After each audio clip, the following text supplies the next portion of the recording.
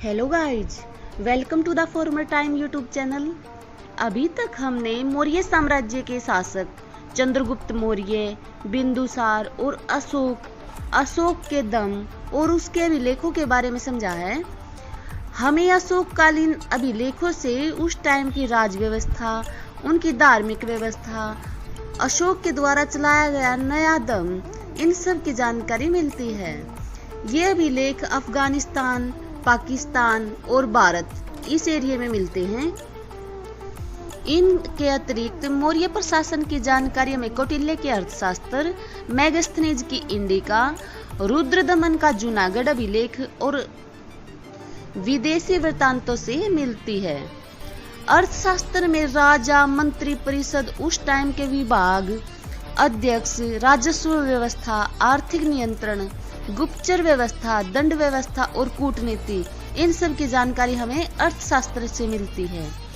वही इंडिका से हमें पाटलिपुत्र का नगर प्रशासन, सैन्य प्रशासन और आर्थिक नियंत्रण, इसकी जानकारी हमें इंडिका से मिलती है। रुद्रदामन के जूनागढ़ अभिलेख से हमें सौराष्ट्र प्रांत के प्रशासनिक व्यवस्था की जानकारी मिलती है। वहीं अशोक के अभिलेखों से हमें प्रशासनिक सुधारों का वर्णन मिलता है। मौर्य प्रशासन का भारतीय प्रशासनिक इतिहास में एक महत्वपूर्ण स्थान है। यह भारत की प्रथम केंद्रीकृत प्रशासन प्रणाली है। ये केंद्रीकृत शासन प्रणाली में मुख्य बिंदु राजा होता था। वही कार्यपालिका, व्यवस्थापिका और न्यायपालिका तीनों का कार्य करता है। सभी अधिकार राजा के ही अंडर होते थे। आज के समय की तरह ही उस टाइम भी राजा एक मंत्री परिषद का गठन करता था। सदस्यों का चुनाव अमात्यों में से उपदा परीक्षण के बाद होता था और इनके सदस्यों को 12,000 पर्ण वार्षिक वेतन मिलता था। मंत्री परिषद के अतिरिक्त एक मंत्रिण होती थी, जो अर्थशास्त्र में इसका उल्लेख मिला है। इसमें अति महत्वपूर्ण मंत्री होते थे, जैसे प्रधानमंत्री, पुरोहित, सेनापति, सन्निधाता और युवराज, ये शामिल होते थे, जो राजा को तुरंत निर्णय लेने में सहायता करते थे। इन्हें 48,000 पर्ण वार्षिक वेतन मिलता था। अर्थशास्त्र में 18 तीर्थों का उल्लेख किया गया है। तीर्थ का अर्थ हम यहाँ एक अधिकारी के रूप में कर सकते हैं। इसमें पहला था प्रधानमंत्री और पुरोहित, दूसरा समाहर्ता, जो राजस्व का प्रधान अधिकारी होता था, तीसरा सन्निधाता, ये कोषाध्यक्ष होता था, चौथा सेनापति, पांचवा युवराज, छठा प्रदेष्टा, यह न्यायालय का न्यायाधीश होता था, जो फौजदारी न्यायालय होते थे उनका न्यायाधीश होता था, सातवां नायक, यह सेना का नेतृत्व करता था, आठवां था कर्मांतिक, जो उद्योग धंधों का प्रधान निरीक्षक होता था, नौवां था एक व्यवहारिक, यह दीवानी न्यायालय का मुख्य न्यायाधीश होता था, 10वां था मंत्री परिषदाध्यक्ष, जो मंत्री परिषद का अध्यक्ष होता था, 11वां था दंडपाल, यह सेना के लिए आवश्यक सामग्री जुटाता था, 12वां था अंतपाल, यह सीमावर्ती दुर्गों का रक्षक होता था, ऐसे ही 13वां था दुर्गपाल, जो भीतर के दुर्ग होते थे उनका प्रबंध करता था, 14वां था नागरिक, इसे कह सकते हैं हम नगर का जो प्रमुख अधिकारी होता था वो होता था ये, 15वां था प्रशासता, जो राजकीय कागजात होते थे उनको सुरक्षित रखता था ये, और राजा की आज्ञाओं को लिपिबद्ध करता था, तो उसे हम प्रशासता कह सकते हैं। 16वां था द्वारिक, जो राजमहलों की देखरेख करता था, 17वां था अंतर्वसिक, यह सम्राट की जो अगर अंगरक्षक सेना थी उसका प्रधान अधिकारी होता था, और 18वां था आटविक, यह वन विभाग का अधिकारी होता था। इस तरह ये 18 विभाग थे, इन्हें 18 तीर्थ कहते थे अर्थशास्त्र में।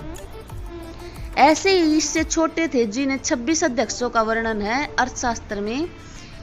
मेगास्थनीज ने इन्हें मैजिस्ट्रेट कहा है, जिनमें पहला पण्याध्यक्ष, ये वाणिज्य विभाग का अध्यक्ष होता था, दूसरा सुराध्यक्ष, आबकारी विभाग का अध्यक्ष, तीसरा सोनाध्यक्ष, यह बुचड़ खाने का अध्यक्ष होता था, चौथा गणिकाध्यक्ष, गणिकाओं का अध्यक्ष, पांचवा सीताध्यक्ष, मतलब जो राज्य के अंडर में खेती होती थी उसका अध्यक्ष होता था। सातवां अकराध्यक्ष, जो खान होती थी उनका अध्यक्ष। अगला था कोष्ठगाराध्यक्ष, कोष्ठगारों का अध्यक्ष था ये। आठवां था कुप्याध्यक्ष, मतलब जो वन होते थे उनका अध्यक्ष होता था ये। नौवां आयुधगाराध्यक्ष, आयुधगार का अध्यक्ष तो होता था। 10वां शुल्काध्यक्ष, जो व्यापार कर वसूल करता था। 11वां सूत्राध्यक्ष, जो कताई बुनाई का अध्यक्ष होता था। 12वां लोहा अध्यक्ष, धातु विभाग का अध्यक्ष होता था ये। 13वां लक्षणाध्यक्ष, ये छापे का खाने का अध्यक्ष होता था। 14वां था गो अध्यक्ष, जो पशुधन विभाग का अध्यक्ष होता था ये। 15वां था विविताध्यक्ष, जो चारागाह होती थी, चारागाह भूमि, उसका अध्यक्ष होता था। 16वां था मुद्राध्यक्ष, जो पासपोर्ट विभाग होता था उसका अध्यक्ष होता था ये। इससे हम कह सकते हैं कि उस टाइम भी पासपोर्ट व्यवस्था थी। 17वां था नवाध्यक्ष, ये जहाजरानी का अध्यक्ष होता था, जो जहाजों का अध्यक्ष हुआ। 18वां था पतनाध्यक्ष, पतन अर्थात बंदरगाह, उसका अध्यक्ष। 19वां था संस्थाध्यक्ष, जो व्यापारिक मार्ग होते थे उनका अध्यक्ष। 20वां था देवता अध्यक्ष, जो धार्मिक संस्थाएं होती थी उनका अध्यक्ष। 21वां था पोतवा अध्यक्ष, इसे मापतोल का अध्यक्ष कहते थे, जो मापतोल कम या ज्यादा ना हो उसका अध्यक्ष। 22वां था मानाध्यक्ष, जो दूरी और समय से संबंधित साधनों को नियंत्रित करता था। 23वां था अश्वाध्यक्ष, घोड़ों का अध्यक्ष। 24वां था हस्त्याध्यक्ष, जो हाथियों का अध्यक्ष होता था। 25वां था सुवर्णाध्यक्ष, सोने का अध्यक्ष। और 26वां था अक्षपटलाध्यक्ष, जो लेखाकार था ये। इनको 1000 पण वार्षिक वेतन मिलता था। प्रथम श्रेणी के अमात्य मंत्री इनके सदस्य, दूसरी श्रेणी के अमात्य मंत्री परिषद के सदस्य और तृतीय श्रेणी के अमात्य विभागीय अध्यक्ष होते थे। इस प्रकार साम्राज्य में अध्यक्षों के अंदर हर विभाग था।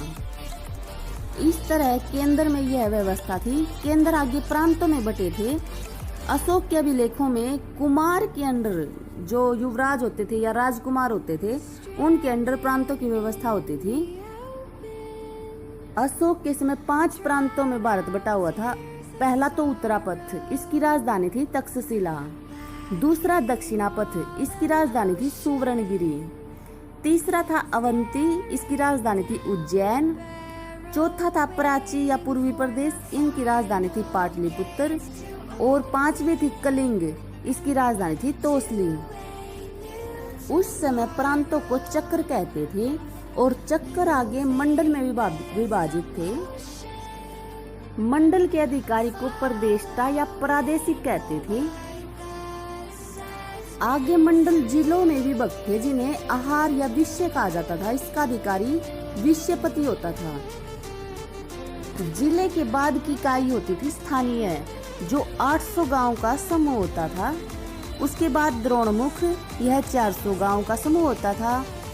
उसके बाद खरवटिक, यह 200 गांव का समूह होता था। और उसके बाद संग्रहण, यह 10 गांव का समूह होता था। उसके बाद गांव की इकाई होती थी, जो सबसे छोटी इकाई होती थी।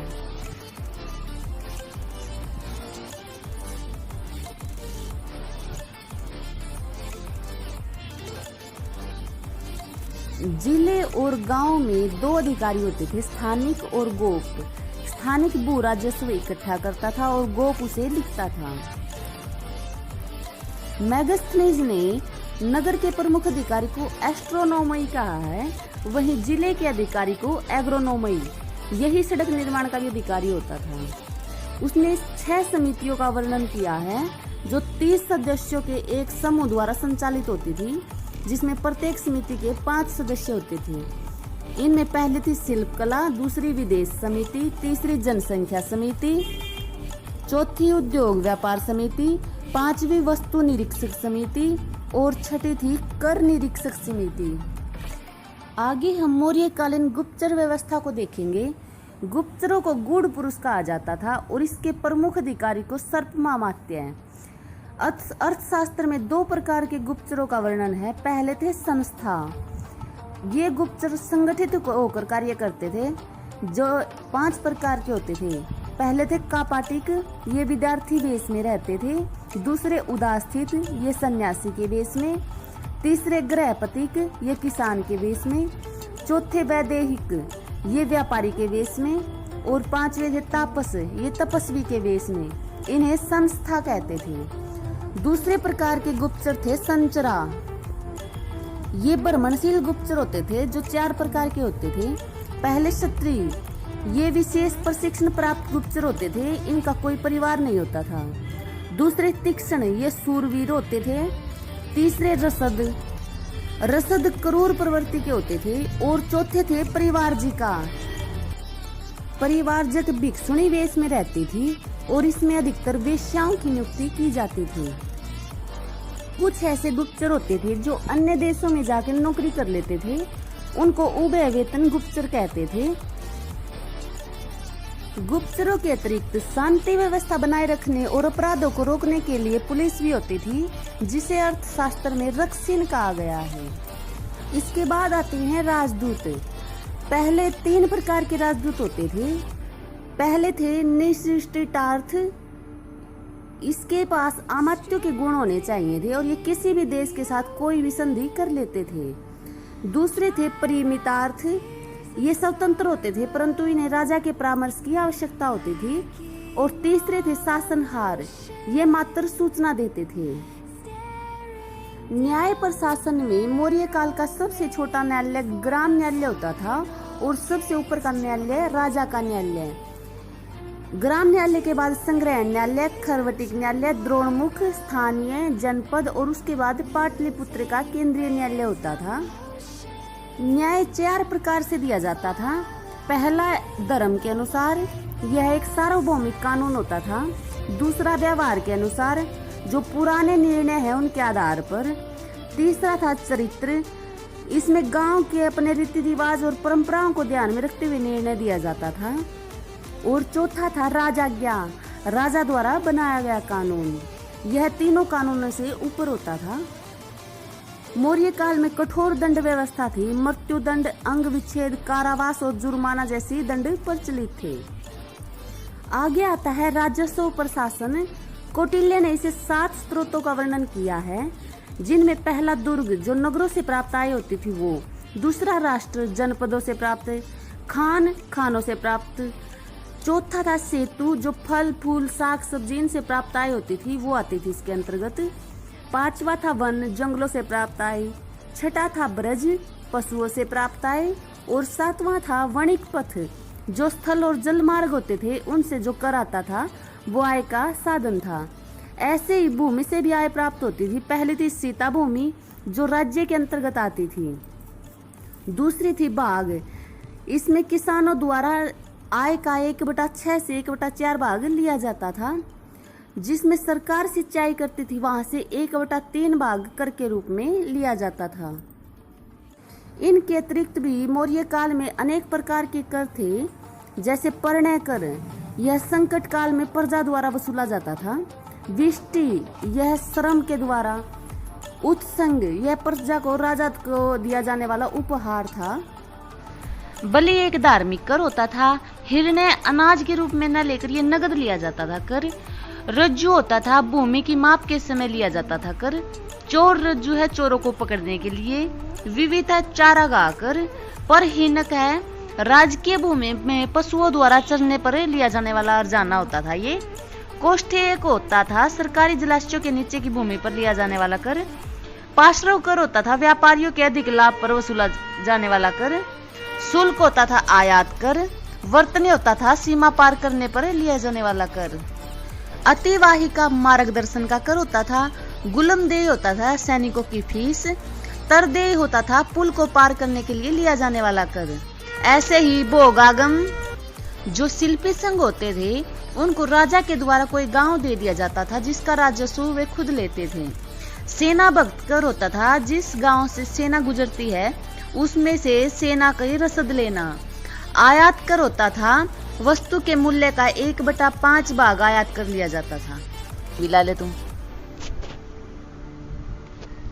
ऐसे ही निर्यात कर होता था, इसे निष्क्राम्य कहा जाता था। मौर्य काल में वस्तुओं का बीमा भी किया जाता था, क्योंकि अर्थशास्त्र में व्यय प्रतिकार व्यय का उल्लेख मिलता है। यह बीमा से ही संबंधित थी। राज्य के नियंत्रण में भी कुछ उद्योग थे, जैसे शराब, नमक, खान, हथियार और जहाजरानी। ये राज्य के नियंत्रण के उद्योग थे। मौर्य साम्राज्य में आता है आगे सैन्य प्रशासन। केंद्रीय शासन का एक महत्वपूर्ण विभाग था सेना विभाग। यह 6 समितियों में बटा हुआ था, जिसमें पहली समिति जल सेना की व्यवस्था करती थी, दूसरी सामग्री यातायात और रसद की, तीसरी पैदल सेना की, चौथी अश्वारोही सेना की, 5वीं गज अर्थात हाथी सेना की और 6ठी रथों की व्यवस्था करती थी। सेनापति युद्ध विभाग का प्रधान अधिकारी होता था, जिसे 48,000 पर्ण वार्षिक वेतन मिलता था।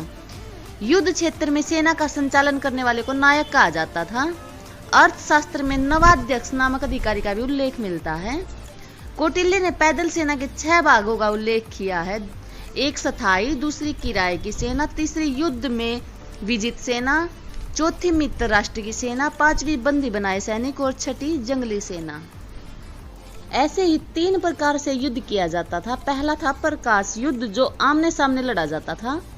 दूसरा था तुष्णी युद्ध, यह दूसरे राज्य के राज परिवार में फूट डालकर किया जाता था। तीसरा कूट युद्ध, यह कूटनीतिक युद्ध होता था।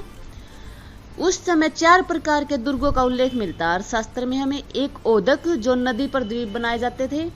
दूसरा पर्वत, तीसरा दानवन, यह झाड़ियों के बीच बनाए गए दुर्ग होते थे। और चौथा था वन दुर्ग, जो जंगलों में बनाए जाते थे। आगे हम देखते हैं कि मौर्य साम्राज्य में सामाजिक जीवन कैसा था। उस समय समाज 7 जातियों में बटा हुआ था। पहले थे दार्शनिक, दूसरे किसान, तीसरे अहीर, चौथे कारीगर, 5वें सैनिक, 6ठे निरीक्षक और 7वें सभासद। मैगस्थनीज के अनुसार भारत में दास प्रथा नहीं थी, परंतु कौटिल्य ने 9 प्रकार के दासों का वर्णन किया उस समय। दवजाहरित, उदरदास, गृहजात, दायागत, लब्ध, कृत, आत्म विक्रय, अहितक और दंड परिणीत। इसमें दवजाहरत वे होते थे जो युद्ध में जीते हुए होते थे दास। उदरदास पेट के दास होते थे। गृहजात घर में दासी द्वारा उत्पन्न दास होता था। दायागत पैतृक संपत्ति के रूप में प्राप्त दास। लब्ध होता था दान में प्राप्त हुआ दास। कृत खरीदा हुआ दास। आत्म विक्रय, जो अपने आप को बेच देता था वो दास। अहितक, ऋण के बदले धरोहर के रूप में रखा गया दास। और दंड परिणीत, दंड के परिणाम स्वरूप बनाया गया दास। उस समय स्त्रियों की दशा समृद्धि काल की अपेक्षा अधिक अच्छी थी। उन्हें पुनर्विवाह और नियोग की अनुमति थी। बड़े बड़े घरों की स्त्रियां घर के अंदर ही रहती थी। इन्हें कौटिल्य ने अनिष्कासिनी कहा है। सती प्रथा के प्रचलित होने का प्रमाण उस टाइम नहीं मिलता। उस टाइम स्वतंत्र रूप से वेश्यावृत्ति करने वाली स्त्रियों को रूपा जीवा कहा जाता था। बहुत सी गणिकाएं गुप्तचर विभाग में भी काम करती थी और इनके निरीक्षण को गणिकाध्यक्ष कहा जाता था। समाज में विधवा विवाह प्रचलित था, परंतु कुछ विधवाएं विवाह नहीं करती थी। इनको छंदवासिनी कहा जाता था। और जो अमीर विधवाएं होती थी उन्हें आढ़ विधवा कहा जाता था। मनोरंजन के भी उस टाइम बहुत से तरीके थे, जैसे वाग जीवक, वे विविध प्रकार की बोलियां बोलने वाले लोग होते थे। पल्लवक होते थे रस्सी पर नाचने वाले। कुशीलव होते थे तमाशा दिखाने वाले। सौभीक होते थे मदारी। कुहक होते थे जादूगर। और अदिति कोशक, ये बौद्ध भिक्षु जो देवताओं और सांपों के चित्र दिखाते थे वो होते थे। इनके अतिरिक्त जुआ, शराब और शिकार भी मनोरंजन के साधन थे। अर्थशास्त्र में रंगशालाओं का विवरण मिलता है, जिन्हें प्रेक्षागृह कहते हैं। और इसमें भाग लेने वाले पुरुषों को तो रंगोपजीवी और स्त्रियों को रंगोपजीवनी कहा जाता था। ऐसा ही एक महान समारोह होता था उस टाइम, जिसमें भोजन की बहुत अधिकता थी। अनेक प्रकार के भोजन पदार्थों की इसमें बहुलता थी। उस समय धान की फसल को सबसे उत्तम और गन्ने की फसल को सबसे निकृष्ट माना जाता था। अर्थशास्त्र में वर्ष में 3 फसलें उगाए जाने का उल्लेख मिलता है। हेमन रबी की फसल, ग्रीष्मिक खरीफ की फसल और केदार जायद फसल होती थी। ये मैगस्थनीज के अनुसार यहाँ वर्ष में 2 बार वर्षा होती है, अतः कृषक 2 फसल काटते हैं। उस समय व्यापार बहुत उन्नत अवस्था में था। विदेशों के साथ भी व्यापार होता था। उद्योग धंधों में सूत काटने और बुनने का सबसे प्रमुख उद्योग था। मैगस्थनीज भारत में अनेक प्रकार की धातुओं की खानों का जिक्र करता है, जैसे सोना, चांदी, तांबा, लोहा। उस समय की प्रमुख बंदरगाहों में पश्चिमी तट पर बड़ौच और सोपारा तथा पूर्वी तट पर ताम्रलिप्ति बंदरगाह प्रमुख थी। मौर्यों की राजकीय मुद्रा पण थी। 3/4 तोड़े के बराबर चांदी का सिक्का था यह।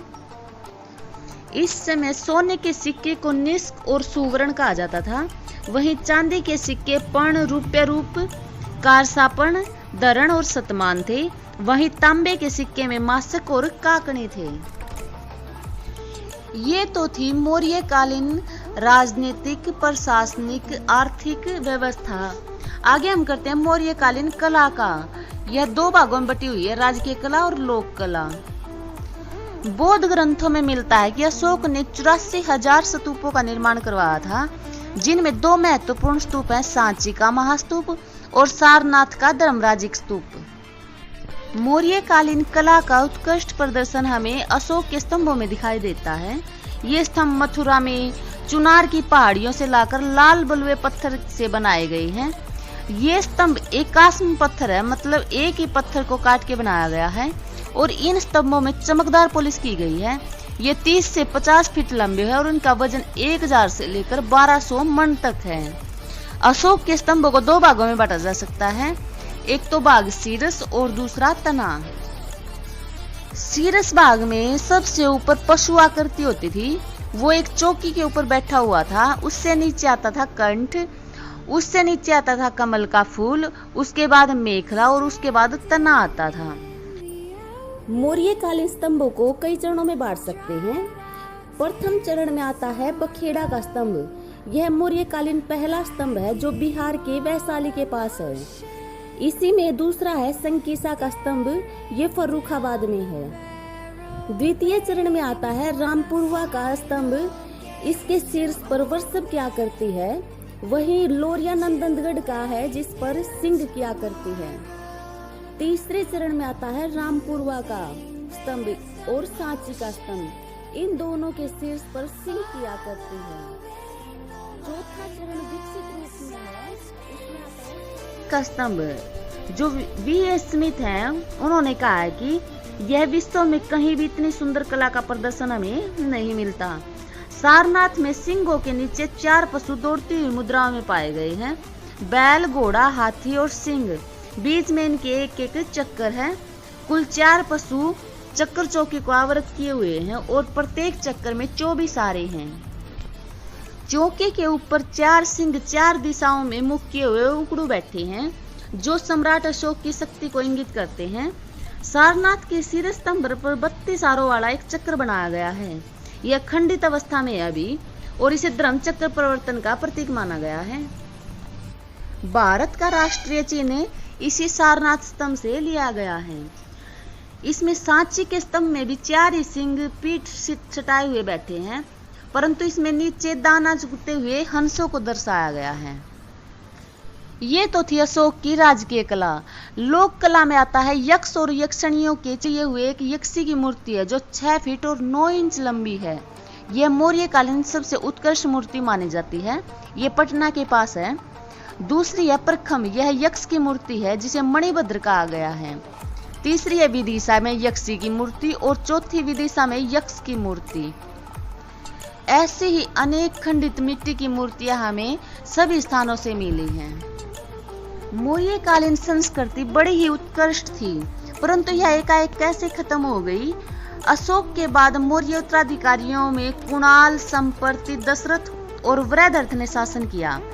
वृहदर्थ मौर्य वंश का अंतिम शासक था, जिसे उसके ब्राह्मण सेनापति पुष्यमित्र शुंग ने 185 ईस्वी पूर्व हत्या करके शुंग वंश की नींव डाल दी।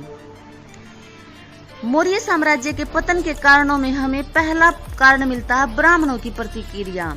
पंडित महामहोपाध्याय हरप्रसाद शास्त्री ने कहा कि अशोक द्वारा बौद्ध धर्म ग्रहण करना मौर्य साम्राज्य के पतन का कारण बना। दूसरा है अशोक की अहिंसावादी नीति। हेमचंद्र राय चौधरी ने इस नीति को मौर्य साम्राज्य के पतन का प्रमुख कारण माना, परंतु अशोक ने कभी अपनी सेना भंग नहीं की, बल्कि उसने अपने 13वें शिलालेख में चेतावनी दी है 8 राज्यों को विद्रोह न करने की।